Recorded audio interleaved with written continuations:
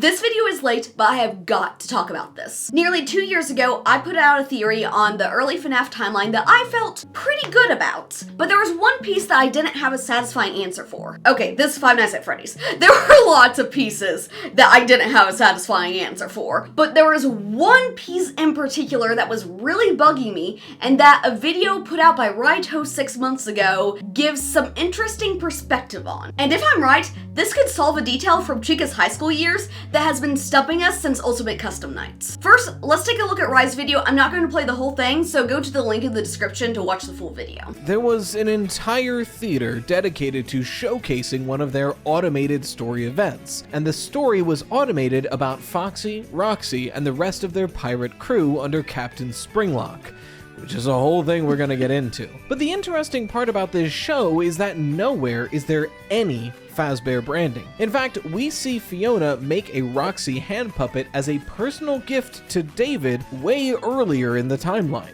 So combining all of that with the fact that this puppet show has several characters we've never heard of before, I think it's incredibly likely that this is telling us Foxy and likewise Roxy are original creations of Murray's Costume Manor, likely originally created, drafted, and designed by Fiona Murray herself. I absolutely agree with that. I think a lot of the things that we see in Murray's Costume Manor are not necessarily Fazbear licenses. It's Murray's Costume Manor stuff, and some of it is stuff that was then bought by Fazbear or used by Fazbear. So it is pretty definitive in my eyes that Foxy and Roxy and all of the pirate gang was made by Murray's Costume Manor, and since they were puppets, it seems only logical that they were specifically made by Fiona. The real treasure was friendship all along fits the theming of Foxy and the demographic of the audience so perfectly that it kind of feels like a throwaway line, something that many of us, myself included, didn't really pay attention to. So when they say it at the very end of that Help Wanted 2 Foxy log flume, it just kind of flies under the radar. And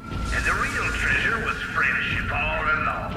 But notably, the very same line gets said at the end of the Help Wanted 1 Foxy rhyme. The real treasure was friendship all along. Okay, so maybe it's just a callback. After all, they're both Foxy rides and they both or end his in a birthday, catchphrase. so that seems fairly fitting. But what if I told you this isn't the furthest back that this line is calling to? As it turns out, a very similar line was one of the last lines said during that Foxy puppet show. The perfect present was friendship all along.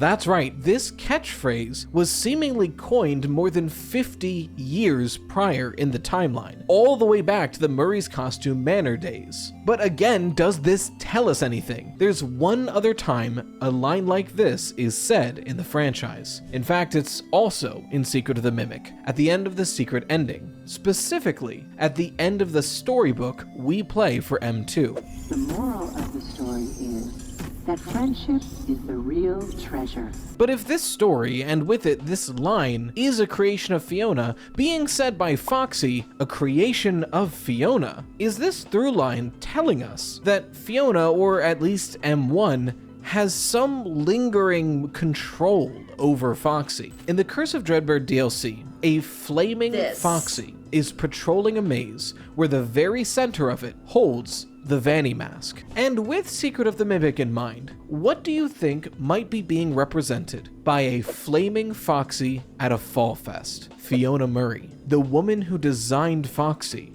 who died in a fire at Fall Fest. Foxy being representative of Fiona is such a solid theory. The fact that she's probably who designed him. His catchphrase is the moral of the story that she told her kid, and we literally see him on fire at Fall Fest, which is exactly how Fiona died. But just for fun, let's see what I had to say about the Fall Fest fire 2 years ago. Now, that all sounds plausible to me, but I'm going to take this a step further and say I think someone died in this fire. And this person was technically William's first victim. Why? Because in the Toy Chica high school years cutscenes in Ultimate Custom Nights, Chica collects bits of her victims, and it's popular consensus that this represents William's murders. But in the first cutscene, we see Foxy's hook sticking out of Chica's bag, implying that she has already taken a life. Now, let's take a look at Grim Foxy from Help Wanted 1's Fall Fest, and what do we see? He's on fire. Yes, Jacko Bonnie and Jacko Chica are also on fire, but they're jack-o'-lanterns, so it makes sense for the design. Foxy being on fire, well, it makes for what I think is one of the coolest designs. It isn't essential. I think it could be hinting at the fact that someone died in the Fall Fest fire that William set. And that someone is the mystery victim from Toy Chica high school years, represented by Foxy's Hook, a victim already claimed by William before he goes on to kill the 6 kids that we know and love. Foxy's Hook in Toy Chica's bag has been driving me crazy because the only character we've had who is represented by Foxy is Michael, and that didn't make any sense. But if Fiona is also represented by Foxy, and we know that Fiona died at Fall Fest, we have William's victim 0. Now, do I think that William intentionally killed Fiona? No. But we do know that he was trying to put Edwin out of business to buy up his company for cheap because he's a real upstanding guy like that. And what did Edwin say after Fiona died? Oh, why did you go? You weren't even supposed to be there. You were supposed to be here, me and David. You weren't even supposed to be there. Fiona going to Fall Fest wasn't planned.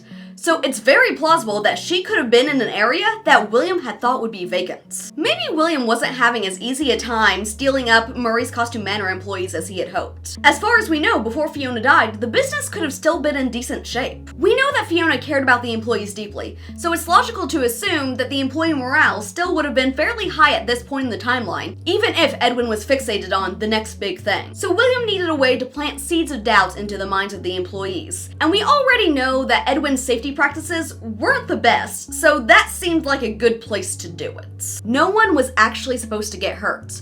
William started the fire in a shed where they were storing costumes and supplies. The loss of assets would be an inconvenience to Edwin, and the idea that someone could have gotten hurt should be enough to scare some employees into jumping ship. But William got more than he had bargained for because, unbeknownst to him, Fiona had come up to check on things. And one fire later, William had claimed his first victim, and Edwin had lost his wife. That's why we don't get a scene in Chica's high school years of Chica going after Foxy. Fiona wasn't targeted, it was an accident. And just maybe it's how William acquired the taste for killing in the first place. After all, he got what he wanted. The morale of Edwin's Costume Manor definitely took a hit, and I truly believe that the company's downfall really began with Fiona's death. But what do you think? Personally, I'm just happy to finally have a satisfying answer as to who was William's first victim. That's it for today. Until next time, stay hyper.